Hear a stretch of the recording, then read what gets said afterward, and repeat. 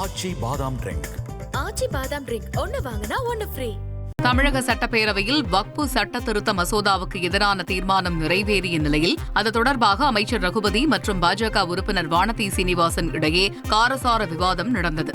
வக்பு வாரிய சொத்துக்களில் பல்வேறு மாநிலங்களில் முறைகேடு நடைபெற்றிருப்பதாகவும் தொடர்ந்து புகார்கள் வந்த வண்ணம் உள்ளதாகவும் வானதி சீனிவாசன் தெரிவித்தார். முழுமையாக சட்டத்தின் வரம்பிற்கு உட்பட்டு கொண்டுவரப்பட்ட சட்ட திருத்தம்தான் வக்பு வாரிய சட்ட திருத்தம் என்றும் வானதி சீனிவாசன் தெரிவித்தார்.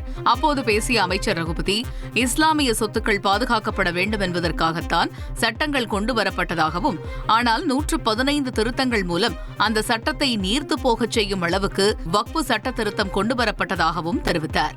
ஒரு வகையிலே இஸ்லாமியர்களை எல்லாம் இஸ்லாமிய சொத்துக்கள் இன்றைக்கு பாதுகாக்கப்பட வேண்டும் என்பதற்காகத்தான் 1995 2013 அந்த சட்டங்கள் கொண்டு வரப்பட்டன.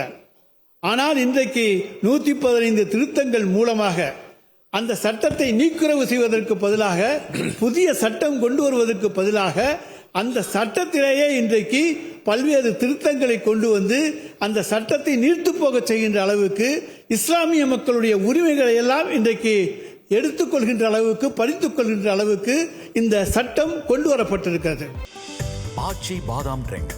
ஆச்சி பாதாம் ட்ரிங்க் ஒன்னு வாங்கினா ஒன்னு ஃப்ரீ.